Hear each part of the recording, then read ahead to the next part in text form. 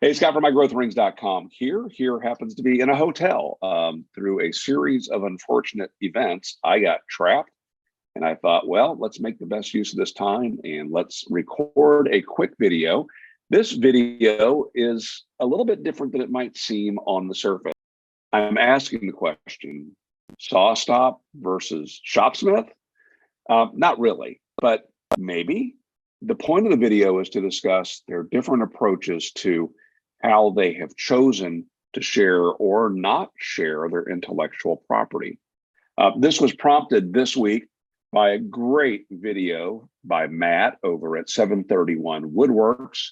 I'm pretty sure that most of my subscribers subscribe to Matt. In my analytics, I get a view of what other YouTube channels you watch. And I think he's way up there in viewership. But if you don't watch Matt, you definitely should click on the link down below and subscribe to him, and also check out his back catalog. Anyway, in this recent video, he was talking about the SawStop table saw system with its unique flesh sensing technology, and talking a little bit about their I'm struggling for the words here, and because SawStop is owned by a bunch of attorneys. That's not even true. I won't speak for Matt. I'll link to his video down below, but what I will tell you is he's discussing something that has been discussed before, as a result of the fact that the folks that invented the SawStop flesh sensing technology, namely Mr. Steve Gass, he's a patent attorney as well as an inventor, as well as a woodworker. And he set about to create a safer table saw. And I think most of us can agree that he did accomplish that very thing. It was Mr. Gass's idea that he could run a very light current, touch that blade, kind of like touching a touch dimming light. The electronics would sense that you've drawn a little bit of current away from that blade and would start the process of shoving this aluminum block into the blade from under the table.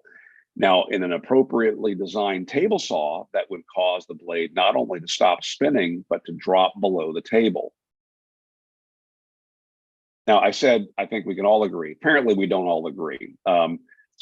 James Hamilton, Stumpy Nubs, over on his channel, addressed a while back some of the most common myths about the SawStop. And apparently, there are some folks out there who just don't believe that it works safely. Kind of reminds me a little bit of some discussion about autonomous cars. And every time one of these self-driving cars hits something, folks go, oh, there they are. Look, those cars are unsafe out there driving on their own. While on the same day, hundreds and hundreds of people driving cars ran over mailboxes and hamsters and bicycles and you name it. So yeah, are they perfect? No, but boy, has this saw saved an awful lot of fingers from being amputated.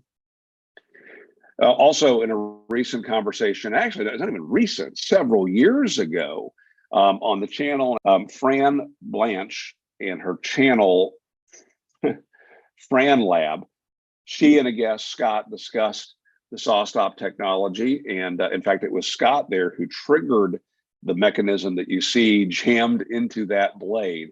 Conversation was good. It was interesting. And towards the end, they actually tried to see if there was any way to save the blade. The answer is no. I'll link to that video as well. She referenced a great short article on the website Hackaday that asked the question, was SawStop really interested in safety, or are they just patent trolls? Patent trolls are folks that will buy a patent that's still under protection and then go out and sue people. The inventors of the SawStop, they invented it. They didn't buy this patent, but were they truly interested in selling the technology or licensing the technology, or just waiting on the sidelines for someone to steal it so they could sue? I'm not that cynical, but you got to ask yourself the question, are they really interested in people's safety if they're holding their intellectual property so tight? If you're not familiar, the inventors of this equipment didn't just patent the flesh sensing technology for use on a table saw. Oh no, it also covers band saws, jointers, radial arm saws, chop saws, and pretty much any tool you can think of. So if someone were to try to come to market with flesh sensing technology for one of these tools, they may also run afoul of these patents.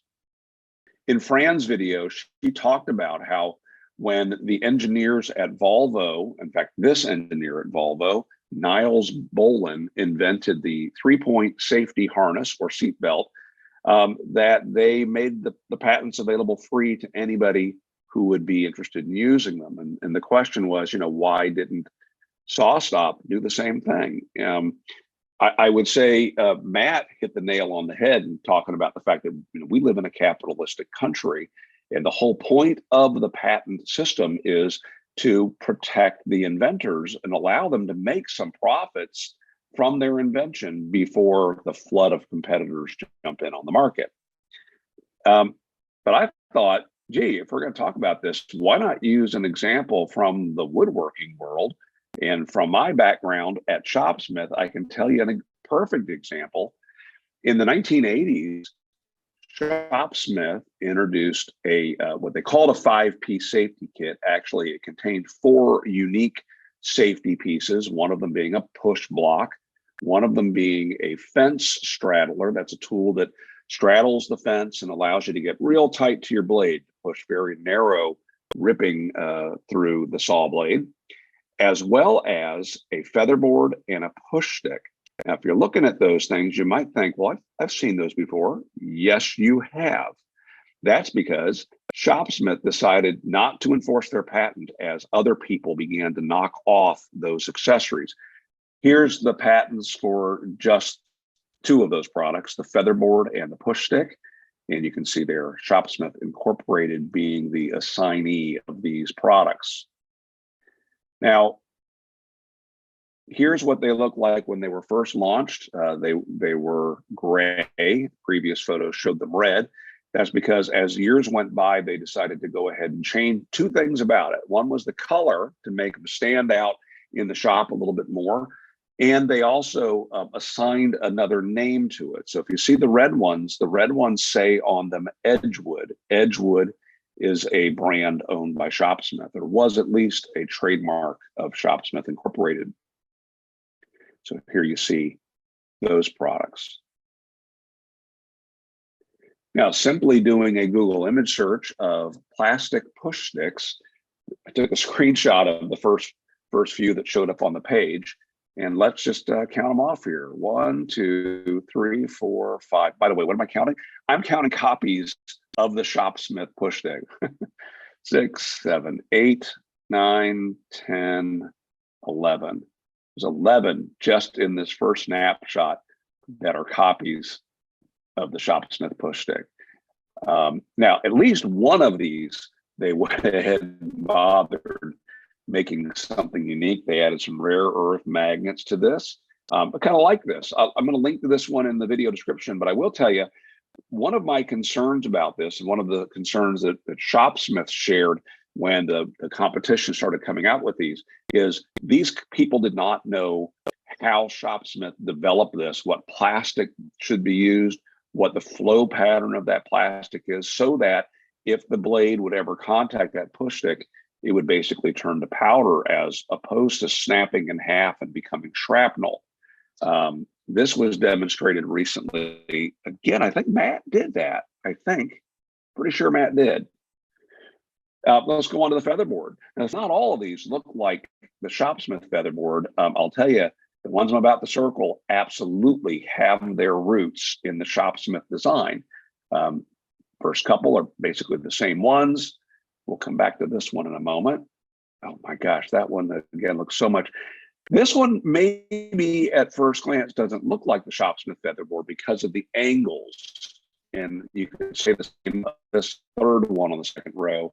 But if you were to just kind of look at just from the featherboard portion up to the knob, you'll see it's basically the same. I don't like either of these because of the taper in that track. The further you extend that away from the miter slot, the sloppier those get. There's one from Harbor Freight. Don't know why that's showing up as Walmart.com. Hey, and we can skip over a couple. A couple of these are pretty unique. The Mag Tool one will magnetically attach to a cast iron bed, and that's not a copy of the Shopsmith. And the bow feather, again, is kind of unique with the foam, kind of cool. But again, back along the bottom, we have some other copies of the Shopsmith. So we're looking at on this page 16 different copies. Now, what I do like is this one. However, this picture is awful. This up does not know how to use this, because you never, ever, ever want to have a featherboard set up pushing the cutoff piece back against the blade. That's crazy talk. And also, this featherboard should be right about here, pushing as close to the blade, getting the stock up against the fence. But what I will say is this has got tremendous reach. And so some table saws where the miter slot is further away than the Shopsmith miter saw slot, this would be a great solution. So again, I'll link to this one. I think I like this. SawStop has been attempting to pursue legislation that would mandate their patented technology on tools. This was through the Consumer Product Safety Commission. Think about that. Hey, Consumer Product Safety Commission, make the flesh sensing technology a requirement on tools, and well, we won't mention the fact that we're the only folks that they can buy it from. So far that hasn't gone through. Thank goodness. That's my opinion. Thank goodness.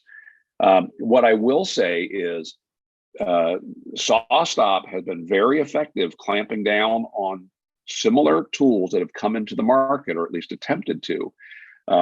One of the more recent ones would be Bosch with their Reacts saw.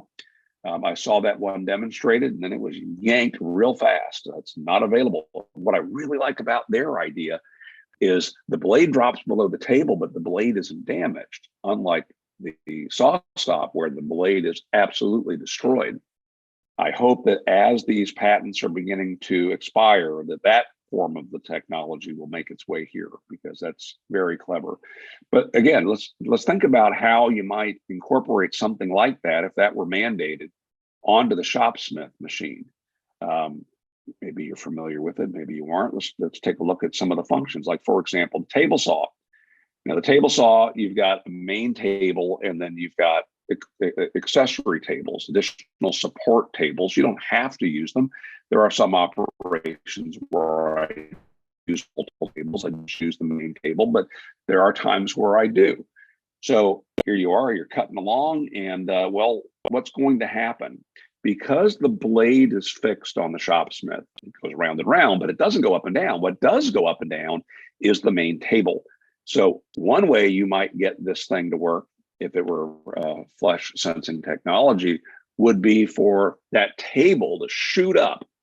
You certainly could put some hydraulics or something underneath this and force that table up real fast.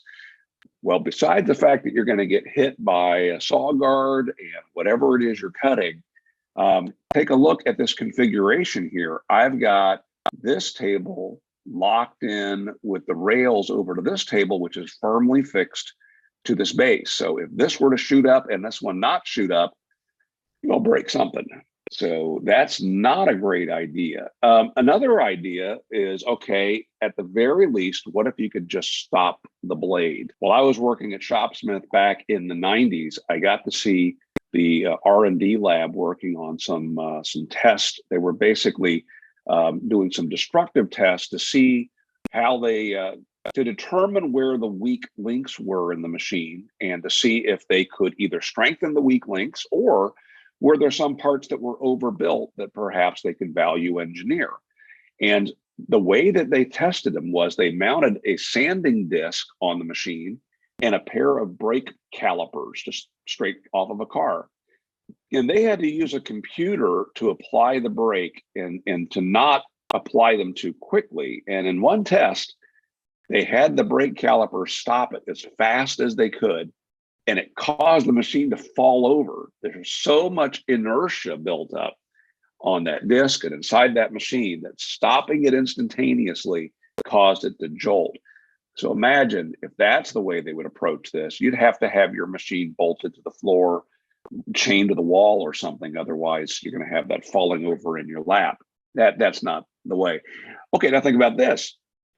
When we cut an angle, we tilt the table, certain angles. You know, cutting a flat miter, we do that with the miter gauge. But if we wanted to tilt the blade on the Shopsmith, we tilt the table. And I know there are people that are just losing their minds over the thought of this. Keep in mind, your bandsaw, your scroll saw, your belt sander, your drill press, a bunch of your tools have tilting tables. So this is not as crazy as it seems on the surface. But imagine I've got the table tilted and I contact the blade, the thing goes flying. Could be interesting.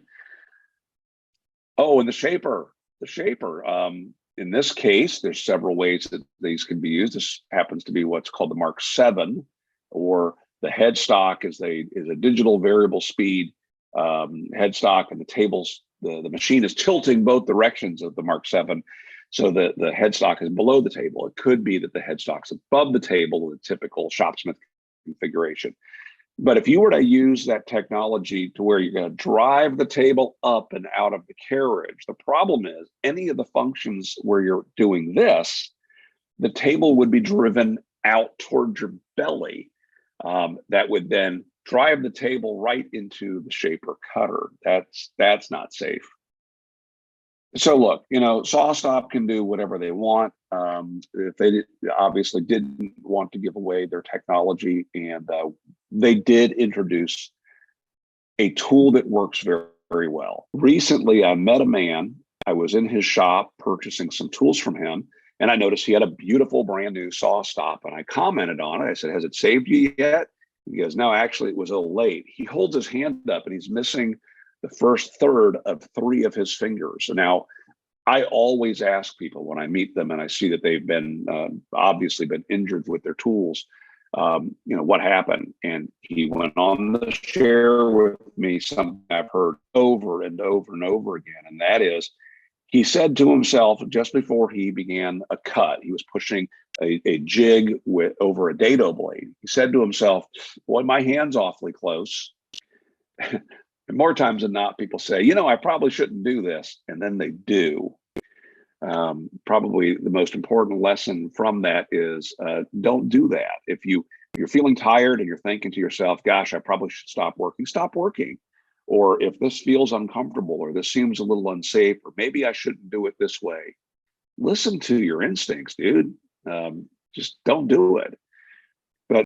And he went on to comment about how his co-payment on the surgery, there was nothing to save, by the way.